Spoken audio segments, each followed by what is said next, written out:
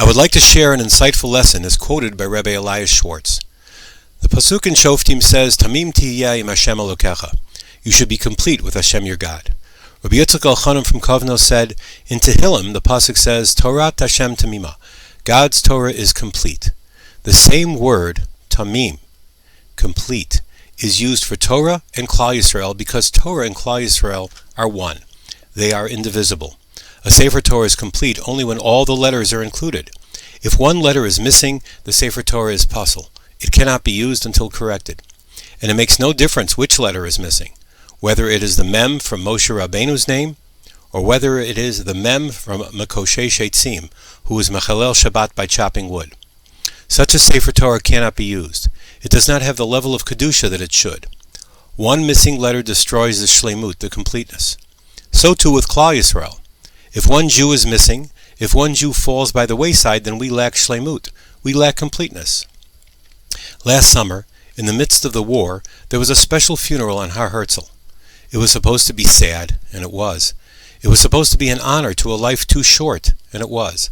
It was supposed to be a comfort to the family and friends grieving over their loss, and it was. But nothing prepared us for the unifying dimension of this funeral. Along with an estimated 30,000 others, my wife and I paid final respects to Max Steinberg, a young man from California who only 2 years earlier had participated in the Taglit birthright program. That trip opened his Jewish eyes, convincing him that his destiny was to make Israel his home, not just in theory, but in practice, and to join the IDF as a member of the elite Golani 13th. Walking uphill, seeking a semi-shady spot under which to find a bit of relief from the hot summer sun, I was struck by the moment. All that had happened in the previous weeks, the kidnappings, the murders, the rockets, the Iron Dome, the ground action, the tunnels, the sacrifices our brave soldiers were making, all came together. Max was a Chayal Boded, a lone soldier. He had no blood relatives in Israel, but soon discovered that family may be defined by more than biology. He was filled with love, had an easy smile, and was always helpful. And he was killed in action in Gaza. Max's parents, who came to Israel for the very first time to bury their oldest son, said unequivocally that they had no regrets. Max's entire life had been a blessing and a comfort to the family through various rough times. In Max's death, they found solace and comfort in his heroism and dedication to his newfound connection to his roots and his people. As Max's father and brother said Kaddish, the Amen Yehei Shmei Rabbah of thousands of co-mourners filled the mountaintop in a tangible manifestation of Achdut. Dati, Leumi, Haredi, Chiloni, native and tourist, soldier and office worker, student and professional, babe in arms, elder with cane, and everyone in between. All backgrounds, all uniforms, all flavors of Jews came together for 90 minutes to share the grief. Emphasis on the word share. As the Chazan's booming voice recited the Tefillot, it was chilling in its pureness and its timeless connection to Yahadut, a unifying encounter that seemed to bind together all of us on that mountain.